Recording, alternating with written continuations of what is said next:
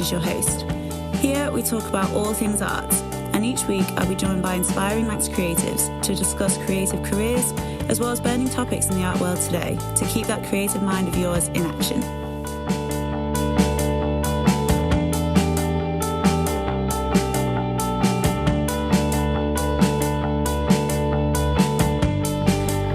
Welcome to another episode of Island Artcast. I hope everyone is good today.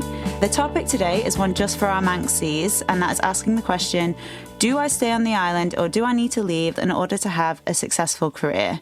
I'm joined today by two working creatives with different approaches to this debate to provide our listeners out there with a fair discussion about the advantages and disadvantages of an island career versus flying the nest. Just a quick disclaimer before we get started, we are not doing this episode to try and give a finite answer. We're not saying that it's, definite you need to do this or that, and neither are our guests today trying to say that, but we're just sharing our stories and giving our opinion to hopefully shed some light for the younger creatives out there. Anyone who's listening, if you're a young creative or you were, and you were probably considering at some point in the earlier years this question of, do I need to stay on the island? Do I need to leave to go to uni? Do I need to leave to go and find a job? And it's a really hard decision to make when you're 18 years old. And I mean, if you were anything like me, you had absolutely no idea where you were going to go. My point of view on this topic is actually super mixed. And in all honesty, before the pandemic, when I was studying at university, I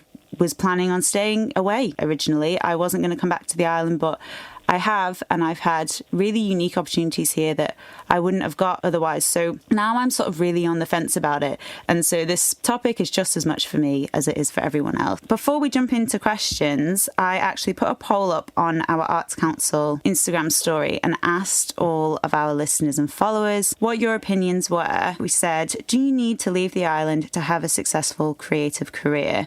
And actually 57% of you said no, that you don't need to go. I actually thought we'd have more people saying that you need to leave for a bit, but we've got some real Manx reps out there, which is great. We did have a few comments, people arguing that there aren't many creative jobs here or that the art world has developed more in other places. So that's super interesting, and we'll touch on all those things today. But I will just now introduce our guests. First guest is one of our very own Arts Council members. We've got Jade Boylan with us today. Say hi, Jade. Hello. Jade is a creative entrepreneur with her own brand, Candy Doll Club, selling pins and patches, and you've sold through Topshop, Selfridges, ASOS. Yeah, a few different places over the years. Yeah, I've stocked my designs.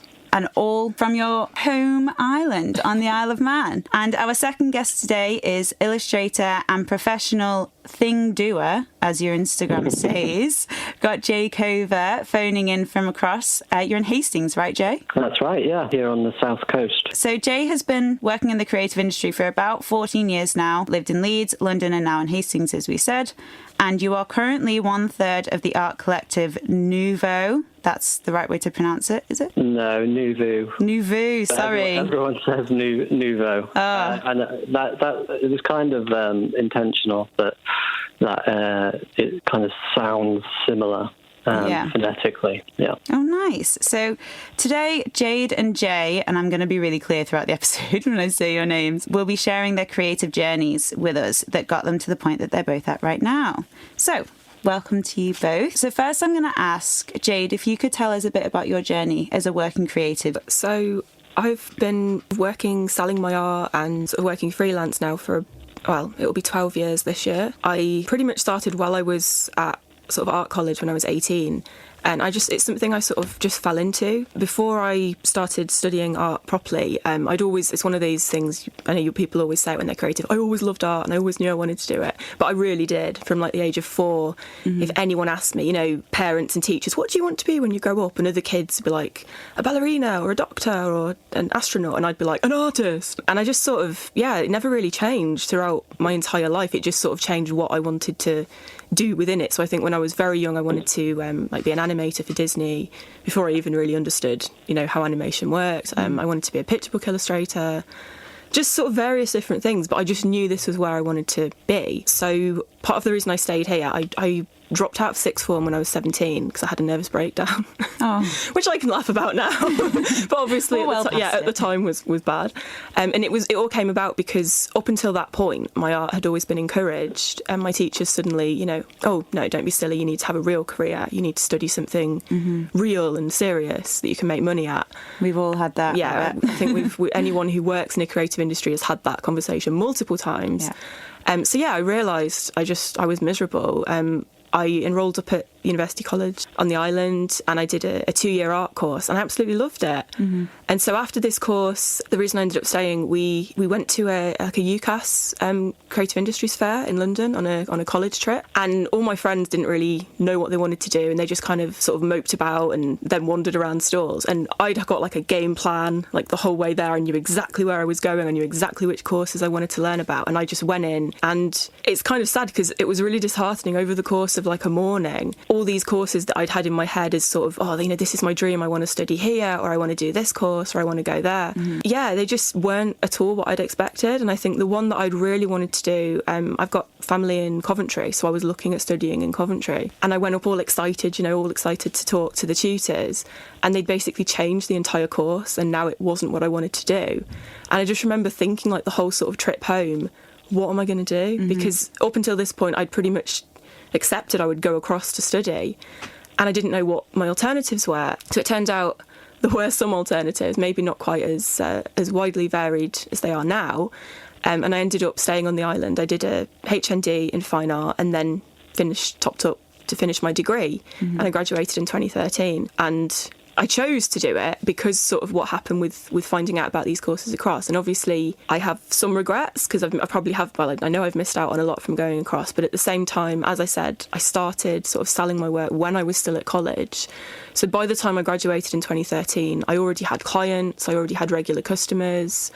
I was already sort of getting my name out there a little bit, not just locally as well. I started using apps like Pinterest and Instagram right when they were really sort of taking off for artists. And I was very lucky that they allowed me to really get my art seen by a global audience. And yeah, it just hasn't really stopped, I suppose, for the last 12 years. I keep doing what I'm doing because I enjoy it. It sounds like it came quite natural for you then, because it sounds like you really considered going away to study, but then having come back, it seemed like with what you were enjoying at each moment that the progression was quite natural on the island for you. Is that right? I suppose in a way it was more just I couldn't bear the thought of not sort of studying or getting a degree in some creative field at all. I mean, at the time, I'm the first to admit I wasn't right for a fine art degree. When I started it, I drove my tutors mad. And it wasn't really until my final year that I sort of came into my own and found my like a medium I was really comfortable with, which was sort of large-scale paintings. It's ironic because now most of the work I do is digital. But yeah, my degree and my graduate show was all painted, and it was all like acrylic paintings. Now I think I'm known as a very sort of commercial artist, and it's all product based. And yeah, but you've managed to move through that all while still here, which is a really nice thing to learn. You can go through sort of different mediums and explore different ways of art making that works for you at each point. And do you find the island's been like welcoming of that? Yes and no. I think despite being Manx, I was born here, I've lived here all my life, did all my schooling here, and I'm very proud to be from. My work just doesn't have a Manx link at all. Like I love Manx art and I love art about the island, but it's not something I necessarily have done much of. I suppose because at the time I felt like there was so much of it already, I wanted to try something a little bit different. And for the most part, I remember when we did the exhibition, I was the only one in my class that sold all of the pieces at the show. Congrats. It was a visitor actually, was over during the TT, and he just came in and said, yeah, I want to buy these. And we'd had quite a few people like that, and you kind of think like, yeah, sure you do. And he did. So I had to actually take them over on the boat. That was fun. But yeah, it was, I don't know, I love Manx art, and I love, obviously that's why I joined the Arts Council. I want to help promote Manx artists and encourage them. But my art isn't Manx, and the island doesn't always have the best sort of reaction to that. I've had quite a few local shops, and their first answer is usually, oh, well, do a Manx pin or do some Manx products, and we'll talk about it. And it's kind of funny to think that there are like wholesale shops in America and Ireland and Spain and the Netherlands stocking my stuff, but there aren't any on the Isle of Man. That's so interesting. It's a bit, I don't know, it's a bit daft.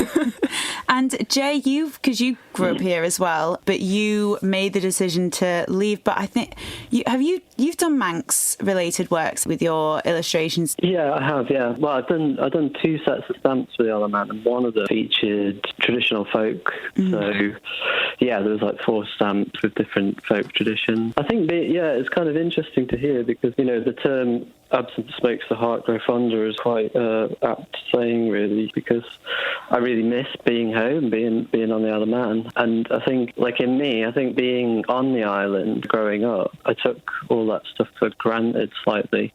It's only when you're not there that you sort of see how special it is. I suppose I didn't see when I was younger how it was similar to Jade, actually. It's sort of, you're surrounded by it and you kind of want to be different. You want to do something different. That's the prerogative of an artist, really, or of creative. So yeah, but now I have a good excuse that I don't live there anymore. I can start making work about it in the environment I'm in now. Yeah, and I've done a few things actually. I've done a book recently. I had an exhibition in Japan, and the whole show was called Folk. So I just did one about the flitter dance because it was one of the things I researched for the stamps that didn't actually turn into a stamp. I turned it into a sort of a publication, and I talk quite regularly with Culture Bannon as well. I've just done a rework. Well, actually, I shouldn't talk about that because it's coming out next year.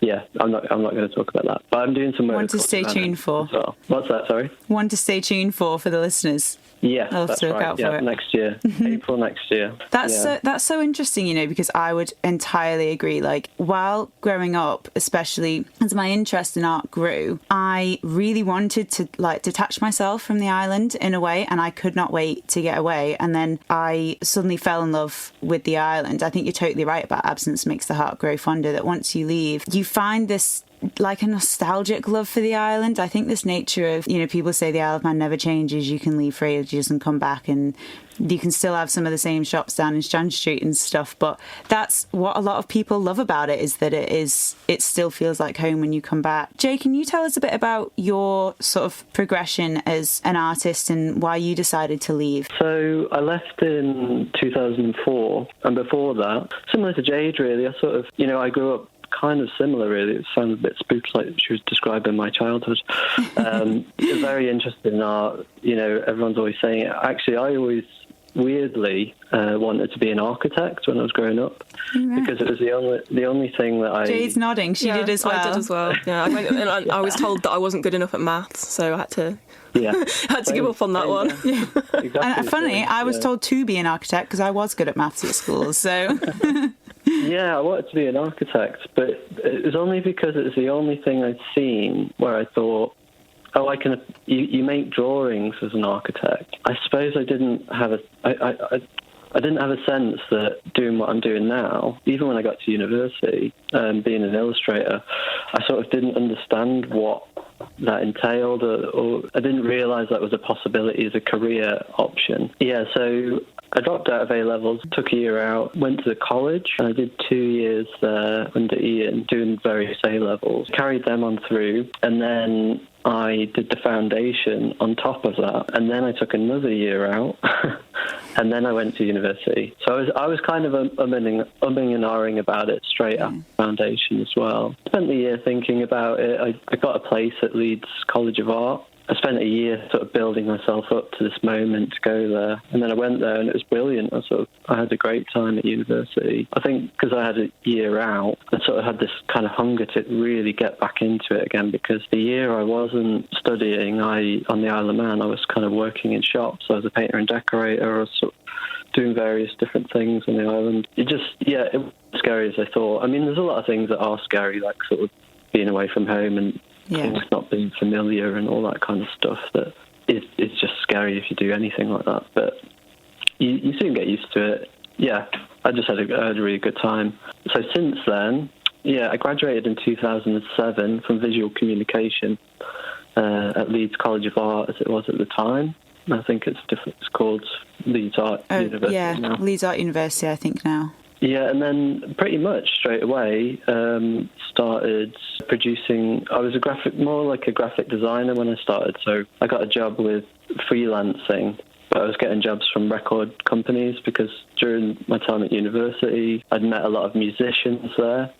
I was making a lot of T-shirts, record sleeves, flyers, posters for bands mainly. I was working part-time in a coffee shop, and then in my afternoons I was designing things for bands. And then shortly after that, I'd sort of get shows in galleries in Hastings, in Leeds, creating flyers for galleries, doing things for galleries, doing workshops in galleries. And then I got quite a big job off Leeds City Council to design all the promotional material for a big citywide event there. And then after that, it kind of took off and started getting a lot of work, and it became kind of regular, and I could do it full time.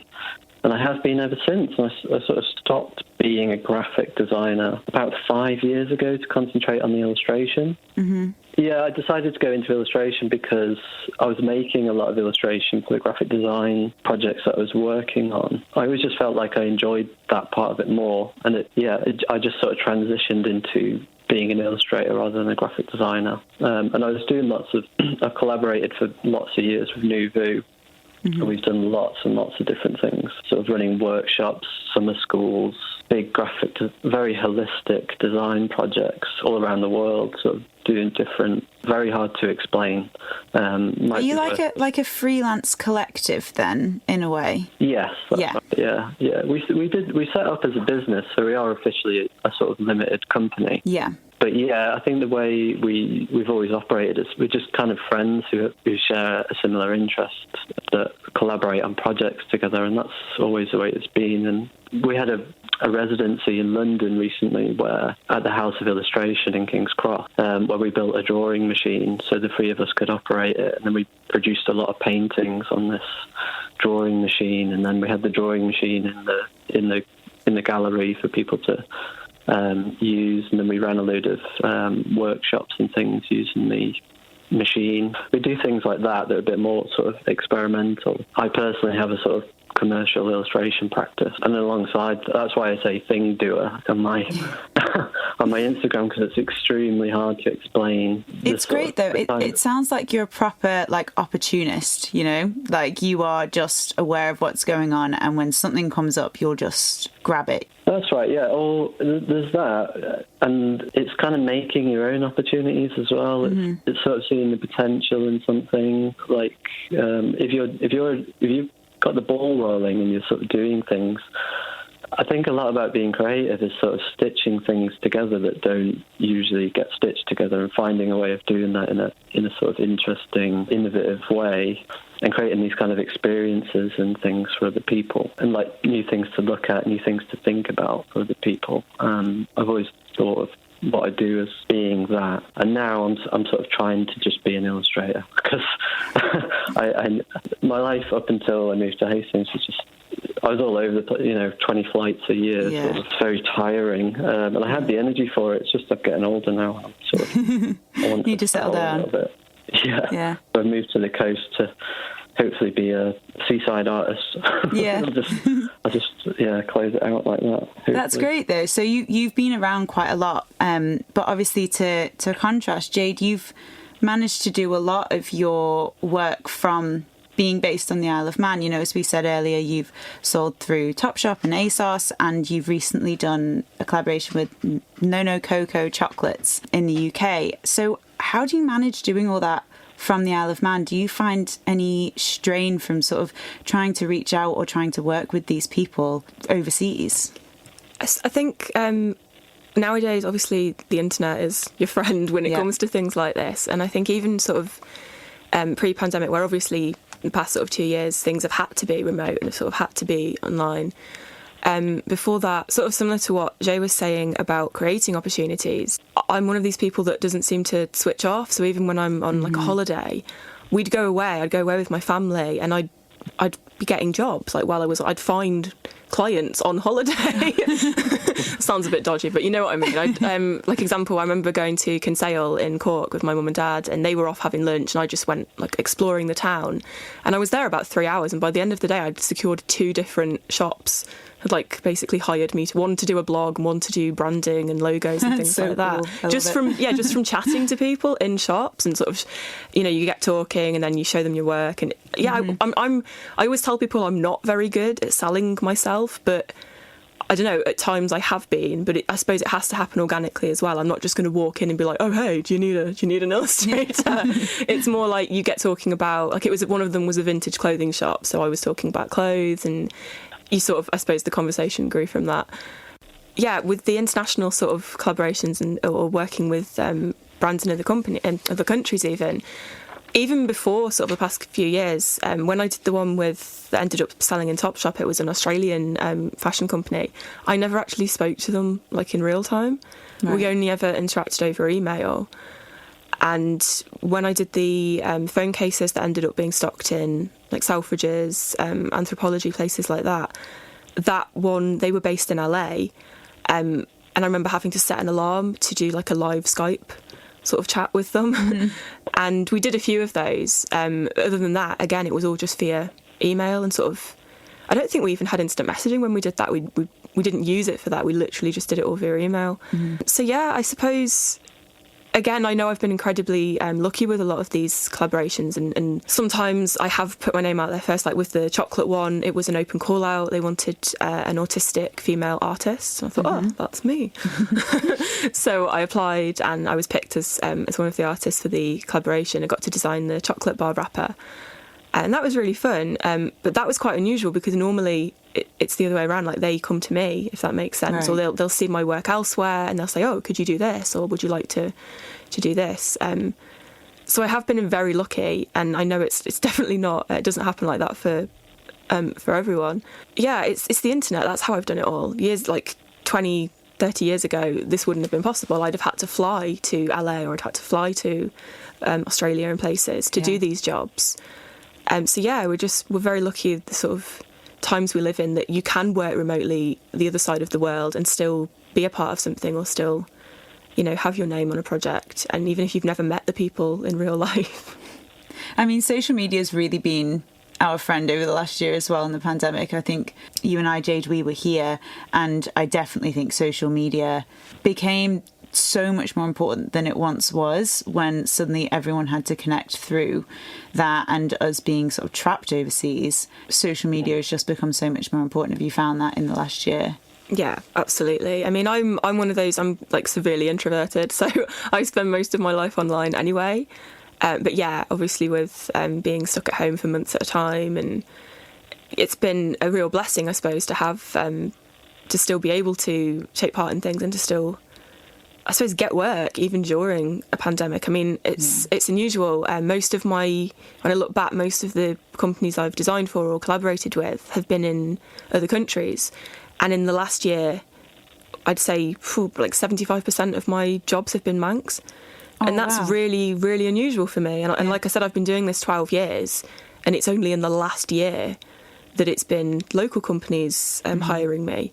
And I imagine that's had a lot to do with being sort of, I don't want to say stuck, but being trapped. Yeah. No, being on the island during the pandemic. And yeah, just, I suppose, carrying on. And I have worked on, after me saying I don't do Manx art, during the pandemic I did create sort of Manx designs. I suppose that's maybe helped as well, sort of let people know about me and let people on island see my work. Because even though I have always lived here and I do tell everyone I'm Manx, still a lot of Manx people, if they meet me at an event or if I do a craft fair, they usually say, oh, when did you move here?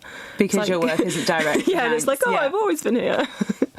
And then having said that, Jay, what do you think there is, based on your experience in the UK, what do you think there is a lack of on the island, or the island could be doing more of or differently to encourage young creatives to stay? What has your experience been in the UK that's been what the island doesn't have? Yeah, it's quite an interesting one, actually, just hearing Jade talk about it, because I think, although we're not too far apart in terms of like when I left and when we studied and how long we've been working, I think when I left there wasn't such a thing.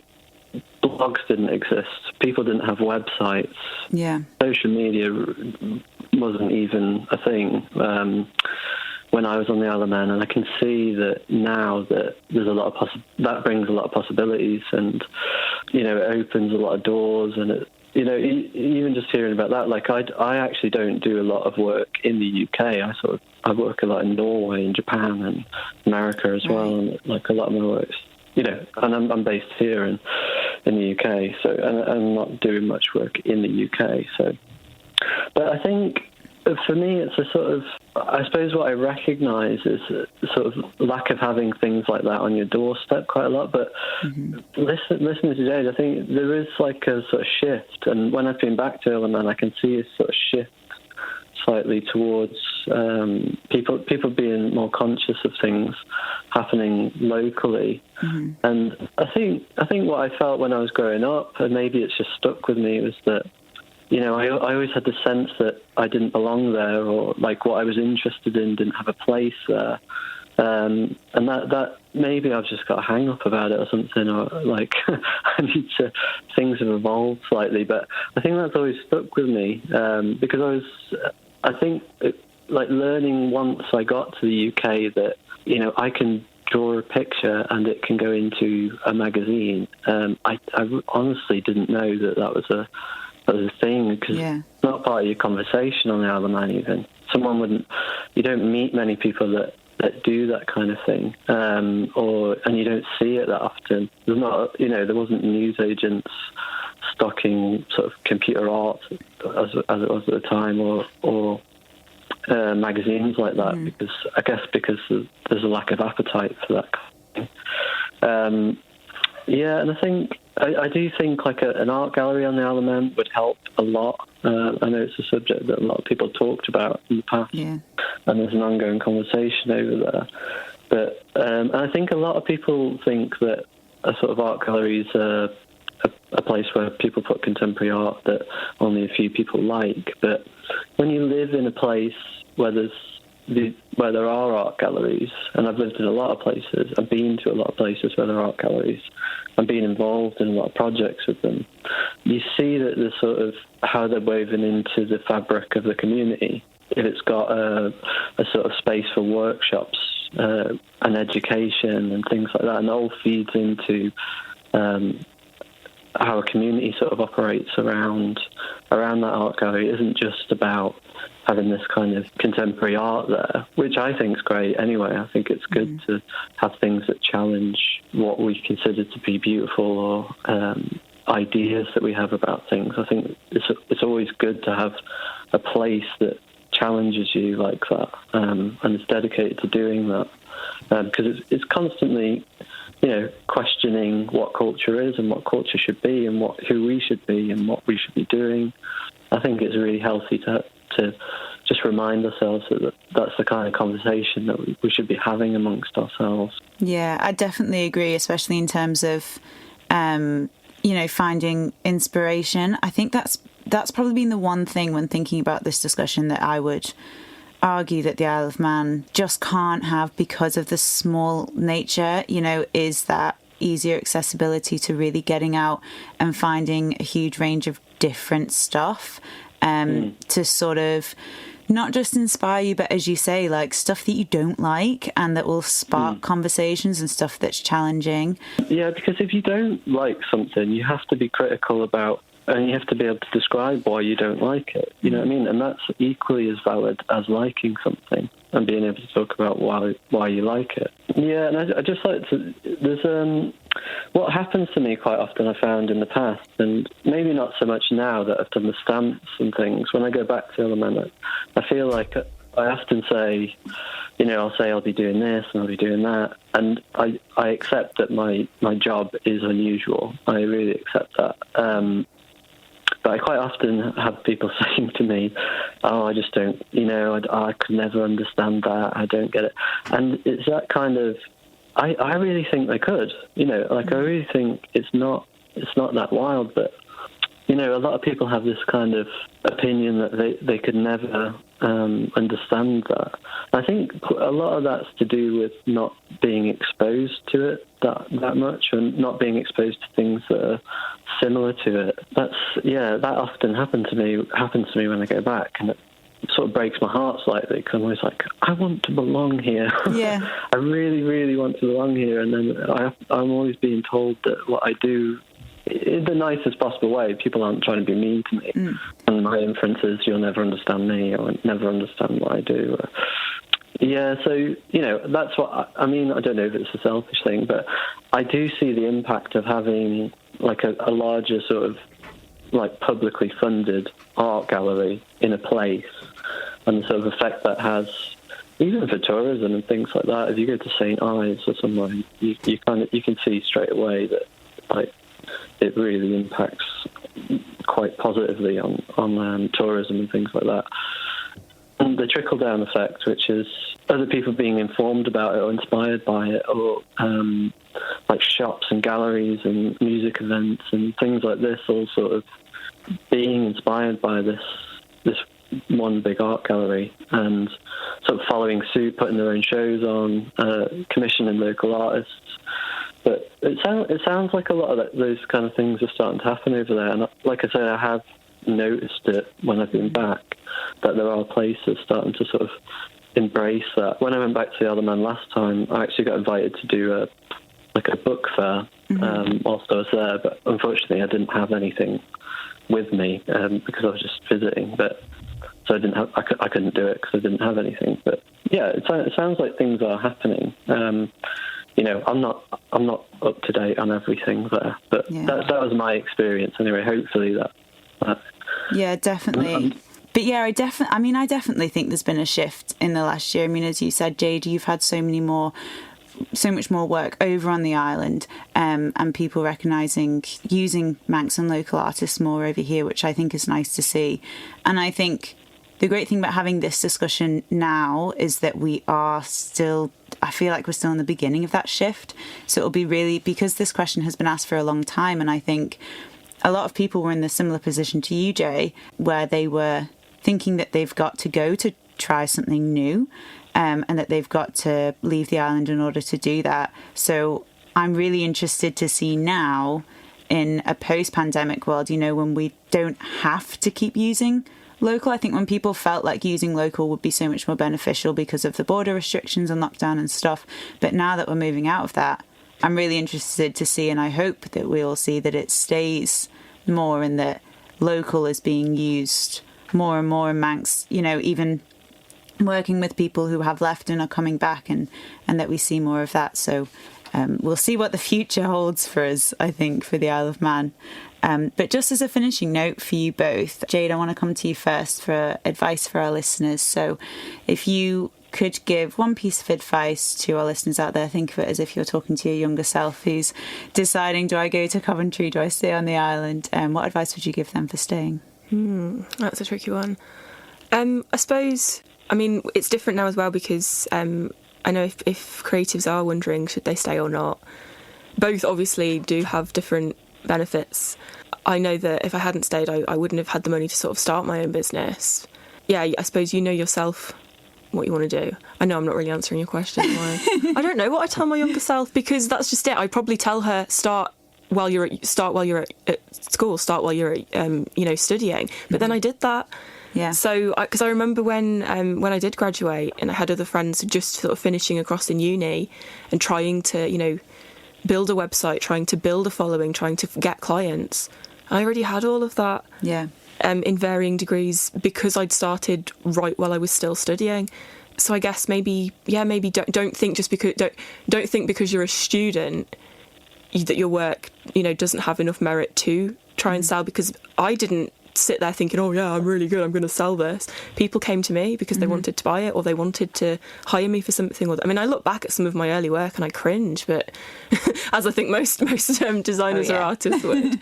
But the point is, they wanted to pay me for it, so who was I to say no? So if you've got something good, hang on to it. I suppose that don't discredit yourself because you're still a student, even if you don't have your degree yet or you don't have your qualification.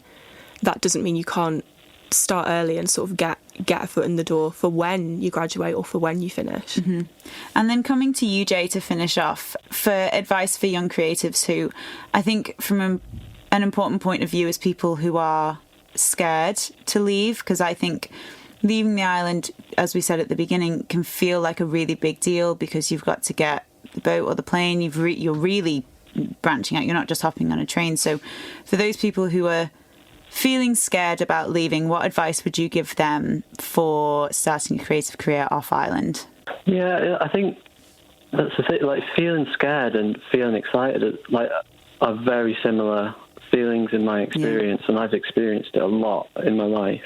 And it's quite hard to differentiate which is actually being scared of some, like, terrified of it, or what is it? Is this excitement? Is this sort of something that there are very similar feelings, but some people can differentiate between them quite easily, some people can't. But I think have that conversation with yourself and try and figure that out. But I would say the majority of the time, if it's a positive thing that you're trying to do for yourself, for your life, and you're scared of the steps that it's going to take to get there, it's probably excitement rather than fear, Yeah. So sometimes you've got to just do things. just be a thing doer, Yeah, you just got to do it, because it's what I tell myself a lot. Because I got scared, about this today. Talking on a podcast, it's quite low level fear, but it's scary. Sort of talking about your feelings about things and stuff, and your experiences, and knowing that other people are going to listen to them. But I've always just thought you just have to do it. And I think sort of what Jade's saying as well, this is how, from my point of view, how opportunities happen. And they happen sort of organically by being positive, doing things. Things seem to come to you or come into your path if you do that. Like, things just, I don't know how I get a lot of work sometimes. It's just that I suppose I have things to talk about, and I'm doing something. And it's all about doing things. It's not about being scared and sitting sitting still and not reacting to my wants. And I think what you want is more important than being scared. So go and get what you want by doing something about it. Yeah, definitely. I love that. Seize the day. Yes, indeed. All right. Well, thank you both so much for coming on today and chatting to us. I hope that we've provided some kind of advice for young creators out there who are trying to make that decision. Seize the day, guys. That's the message. Seize the day. A quick note before we head off for another day. If you're listening to this, then you've lasted through a whole episode, which I'm going to guess means that you enjoyed the show, which is amazing. In order to help Island Artcast reach out to more creatives, we really need your help. So please remember to rate and review the shows you've listened to and enjoyed. Even if you didn't enjoy them, you can still rate us. If you're an avid Island Artcast listener, subscribe or follow the show on your podcast platform. These things only take 2 seconds out of your day to do, but mean the absolute world to the show, so please show us your support. Other than that, remember to keep up to date with all the latest Arts Council news on our website, iomarts.com, and by following us on social media. Just search Isle of Man Arts Council on Facebook, Instagram and Twitter. Thanks again to Jay and Jade for joining me on the show today, and of course to all our listeners out there. See you next episode.